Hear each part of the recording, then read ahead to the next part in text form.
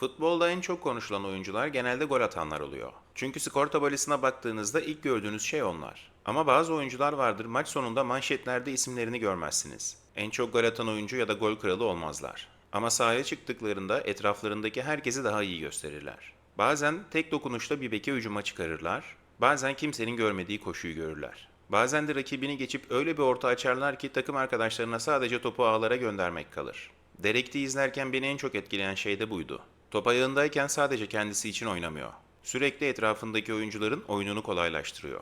Ve bence bu yüzden bugün Hollanda'da yeterince konuşulmayan ama çok daha fazla dikkat çekmesi gereken oyunculardan biri. Hadi gelin birlikte sebebine bakalım. Direkti izlemeye başladığınızda gözünüz ilk olarak istatistiklere gitmiyor. Top ayağına geldiğinde olanlara gidiyor. Çünkü oyunun bazı anlarında topu aldığında tribünde oturan insanın bile dikkatini ekrana çeviren oyuncular vardır. Direkt onlardan biri. Özellikle sürekli kullandığı bir hareket var. İmza hareketi haline getirmiş durumda. Step over. Rakibin karşısına geçtiğinde bunu tekrar tekrar görüyorsunuz. Ama amaç rakibi küçük düşürmek ya da gösterişli görünmek değil. Kendine yeni bir kapı açmak. Bazen şut açısı oluşturuyor, bazen orta için gerekli yarım metreyi kazanıyor. Bazen de savunmacının dengesini bozup onu yanlış yöne hareket etmeye zorluyor. Aslında hoşuma giden taraflardan biri bu. Çünkü birçok oyuncu farklı çalımlar denemeyi sever. Derek ise işe yaradığını bildiği hareketi tekrar tekrar kullanıyor. Rakip bek ne yapacağını biliyor. Tribündeki taraftar ne yapacağını biliyor. Muhtemelen teknik direktörler bile ne yapacağını biliyor. Ama buna rağmen çoğu zaman belki hareketi yarıda keserek belki biraz uzatarak o küçük alanı açmayı başarıyor. İstatistik sayfasına baktığınızda onu ligin en büyük dribling tehditlerinden biri olarak görmüyorsunuz. Ama görüntüleri açtığınızda sürekli aynı sahneyle karşılaşıyorsunuz. Rakip bek geri geri gidiyor. Derek topun üstünden geçiyor. Savunmacı müdahale edip etmemek arasında kararsız kalıyor. Ve o kısa kararsızlık anı bile hücumun yönünü değiştirmeye yetiyor. Çünkü bu hareketler tek başına kalmıyor. Birçok oyuncuda çalım aksiyonun kendisidir. Onun içinse çalım aksiyonun başlangıcı gibi duruyor. Rakibi yerinden oynattığı anda oyunu hızlandırıyor. Savunmanın şeklini bozuyor. Ve bir anda takım arkadaşları için yeni pas koridorları oluşuyor. Bu yüzden onu izlerken sadece birebirleri takip etmiyorsunuz. Yaptığı küçük hareketlerin bütün hücumu nasıl değiştirdiğini de görüyorsunuz. Ve bence seyir zevkini yükselten şey tam olarak bu. İlk bölümde daha çok top ayağındayken yaptıklarına odaklandık. Step over'lar, rakip eksiltmeler, kendine alan açtığı anlar. Ama Derekti izlerken bir süre sonra dikkatimi çeken şey bunlar olmaktan çıktı. Çünkü Excelsior'un maçlarını izlerken ilginç bir durumla karşılaşıyorsunuz. Top Derek'te geliyor ve birkaç saniye sonra hücumun içinde başka bir oyuncu öne çıkıyor. Bazen bindiren bek oluyor, bazen ceza sahasına koşu atan bir orta saha, bazen de savunma arkasına hareketlenen forvet.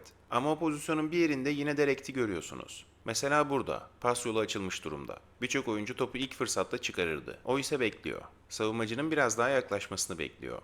Ve doğru anda boşalan koridora oynuyor. Pozisyonun sonunda topu alan oyuncu daha fazla dikkat çekebilir. Ama o alanın oluşmasında Derek'tin etkisi çok büyük. Sezon boyunca buna benzer birçok örnek var. Bazılarında tek pas kullanıyor, bazılarında topuk pası, bazılarında ise hiç pas vermeden rakibi üzerine çekiyor. Ama sonuç değişmiyor, hücum daha rahat akmaya başlıyor. Özellikle Artur Zagra ile olan uyumu bu konuda dikkat çekiyor. Ama açıkçası ben bunun sadece Zagra ile sınırlı olduğunu düşünmüyorum. Çünkü aynı davranışı farklı takım arkadaşlarıyla da görüyoruz. Derek topu aldığında sürekli etrafındaki hareketleri takip ediyor. Kim boşluğa çıkıyor, kim koşuya başlıyor, savunma hangi tarafa kayıyor. Bu soruların cevaplarını top ayağına geldikten sonra değil, top gelmeden önce vermiş oluyor. Bu yüzden bazı pozisyonlarda topu ayağında çok kısa süre tutmasına rağmen hücumun yönünü değiştirebiliyor. Ve bence önemli olan şey pasın zorluğu değil, zamanlaması. Çünkü futbol çoğu zaman doğru pası vermekle ilgili değildir. Doğru pası doğru anda vermekle ilgilidir. Derek'in oyununda beni etkileyen şeylerden biri de buydu. Birçok pozisyonda yaptığı hareketler ilk bakışta çok basit görünebilir. Ama aynı pozisyonu birkaç saniye geri sardığınızda neden işe yaradığını daha net görmeye başlıyorsunuz. Savunmacıyı üzerine çekmiş, bir oyuncunun önünü açmış. Ya da takım arkadaşının koşusunu kolaylaştırmış. Bu yüzden sezon boyunca ürettiği 15 büyük şans bana çok sürpriz gelmiyor. Çünkü sürekli aynı alışkanlığı görüyorsunuz. Topu ayağına aldığında oyunu kendi etrafında toplamaya çalışmıyor.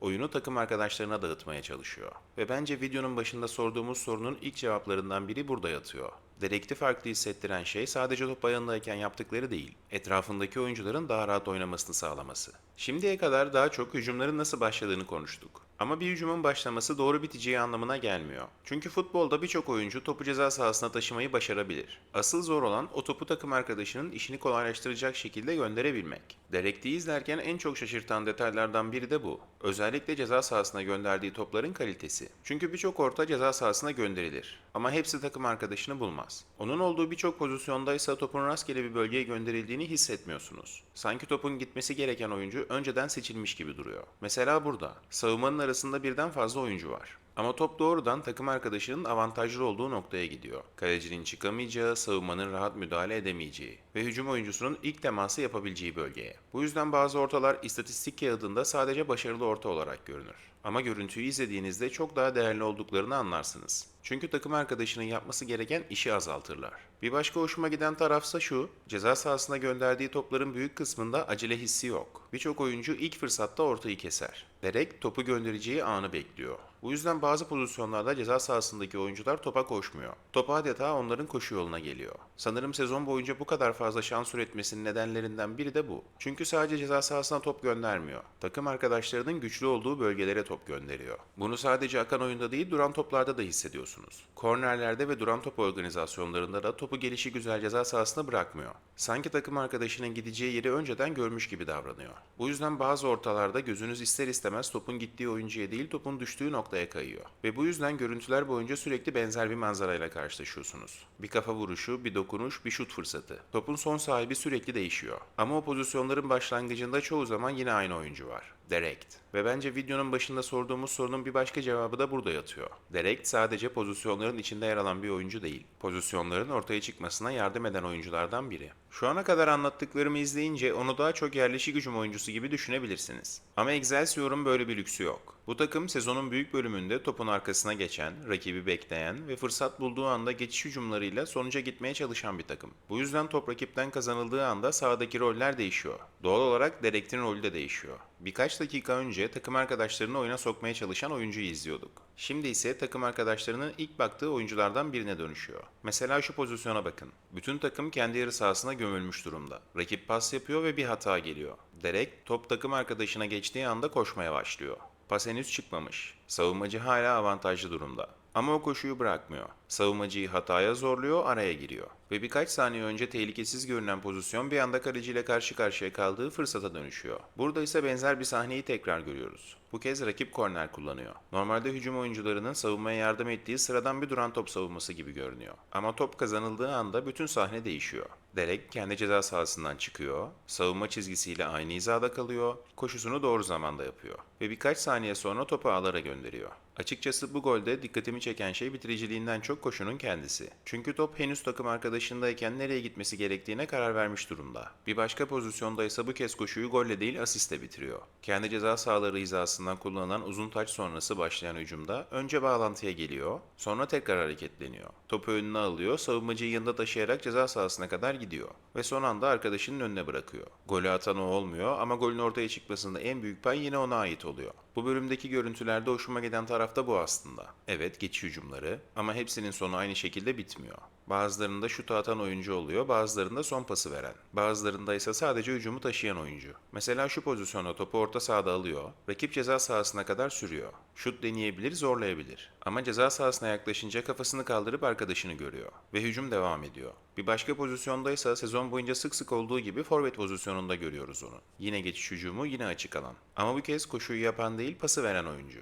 Topuk pasıyla arkadaşını kaçırıyor ve pozisyonun devamında rakip savunma çaresiz şekilde geri koşuyor. Bu yüzden onun geçiş hücumlarını izlerken aklımda kalan şey sadece hızı olmuyor. Çünkü hızlı oyuncu çok. Bu kanalda bile hızlı birçok oyuncu izledik. Ama her geçiş hücumunda doğru kararı verebilen oyuncu sayısı o kadar fazla değil. Bazı hücumlarda koşuyu kendisi tamamlıyor, bazılarında son pası veriyor, bazılarında ise sadece doğru anda doğru yerde beliriyor. Ama hangi pozisyona bakarsanız bakın değişmeyen bir şey var. Top rakipten kazanıldığı anda Direkt'in zihni çoktan rakip ceza sahasına gitmiş oluyor. Top rakipteyken onu izlediğinizde ise farklı bir detay ortaya çıkıyor. Bu bölümdeki birçok pozisyon bir pasla başlamıyor. Bir top kazanımıyla başlıyor. Mesela burada rakip savunmacı topu rahat şekilde kullanacakmış gibi görünüyor. Ama Derek baskıyı bırakmıyor. Pas çıkıyor fakat rakibin istediği yere gitmiyor. Birkaç saniye sonra ise top yeniden Excelsior'da. Bir sonraki pozisyonda da benzer bir tablo görüyoruz. Yine baskıya gidiyor, yine rakibi hata yapmaya zorluyor. Ama bu kez top kazanıldıktan sonra pozisyonun dışında kalmıyor, top tekrar ona geliyor. Ve tek dokunuşla hücumun yönünü değiştiriyor.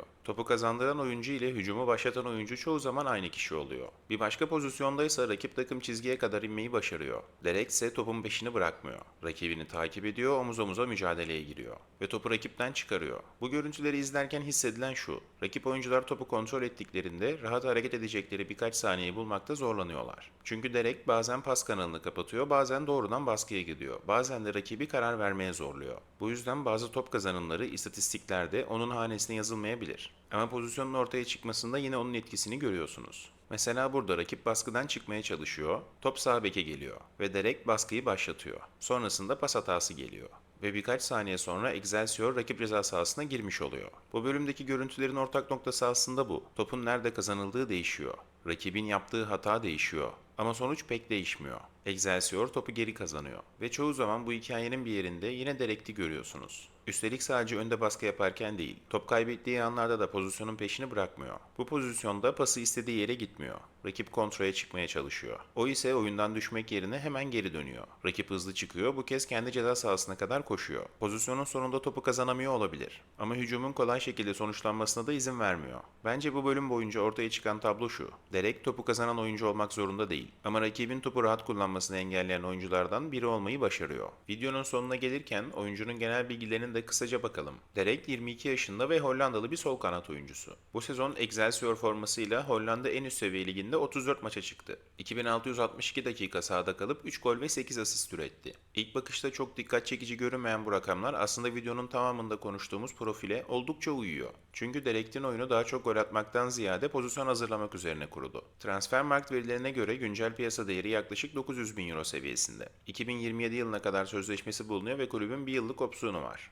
Asıl pozisyonu sol kanat olsa da kariyeri boyunca sağ kanatta 10 numara pozisyonda ve zaman zaman forvet olarak da görev yaptı. Isı haritasına baktığımızda da bunu görmek mümkün. Sürekli çizgiye basan bir kanattan çok hücumun farklı bölgelerine dokunan ve oyunun içine girmeyi seven bir profil görüyoruz. Aynı zamanda kariyerinde sakatlık sebebiyle kaçırdığı maç yok. Bu bilgilerden sonra Derek'i tek bir oyuncu tipinin içine yerleştirmek çok kolay değil. Muhtemelen Derek'i izlemeye başladığınızda karşınıza nasıl bir oyuncu çıkacağını bilmiyordunuz. Hatta internette hakkında doğru düzgün bir video bulmak bile kolay değil. Ama görüntüler ilerledikçe hoşunuza giden şey istatistikleri değil, oyuna yaklaşım olmuştur diye düşünüyorum. Çünkü bazı oyuncuların etkisini anlamak için gol sayılarına bakmanız yeterlidir. Bazı oyuncuların etkisi ise maç boyunca etraflarında oynayan oyuncularda ortaya çıkar. İşte Derek tam olarak bana böyle hissettiriyor. Bu videoda da bunu gördük. Bazen rakibini eksiltip ortayı açan oyuncuydu. Bazen takım arkadaşlarını pozisyona sokan oyuncu. Başka bir pozisyonda geçiş hücumunda savunma arkasına koşan oyuncu. Bazen de topu geri kazandıran oyuncu. Bu yüzden onu tek bir özelliğiyle anlatmak kolay değil. Ama eksiksiz bir oyuncu olduğunu söylemek de doğru olmaz. Özellikle son vuruş kalitesi ve zaman zaman son pas tercihleri hala gelişime açık görünüyor. Belki de bu yüzden şu an hala 900 bin euro değerinde bir oyuncudan bahsediyoruz. Şu an onunla ilgilenen bir takım yok gibi görünüyor ama ben bunun kısa süre içerisinde değişeceğini düşünüyorum. Ama dürüst olmak gerekirse videonun sonunda aklınızda kalan şey bu olmamalı. Benim aklımda kalan şey top ayağına geldiğinde oyunun hızlanması. Çünkü Derek'in birçok pozisyonda yaptığı işler tek başına maç kazandıracak kadar gösterişli olmayabilir. Ama takımını daha iyi oynatan oyuncuların değeri çoğu zaman istatistik kağıdına baktığınızda değil maçın içinde ortaya çıkar. Ve sanırım bu yüzden taraftarı olduğum takımda görmek isteyeceğim oyunculardan biri olurdu. Belki ligin en büyük yıldızı değil. Belki hakkında çok fazla konuşulmuyor. Ama oyunun farklı bölümlerine dokunabilen ve etrafındaki oyuncuların performansını yükseltebilen futbolcular her zaman dikkatimi çekmiştir. Derek şu an benim için tam olarak o oyunculardan biri. Sanırım bu video için ve Derek için söyleyeceklerim bu kadar. Vaktini ayırıp buraya kadar izleyen, dinleyen herkese çok teşekkür ederim. Kanalımın büyümesine destek olmak isterseniz kanalıma abone olabilir, oyuncuyu veya videoyu beğendiyseniz de bir beğeni bırakabilirsiniz. Bir sonraki videoya kadar kendinize çok iyi bakın, hoşça kalın.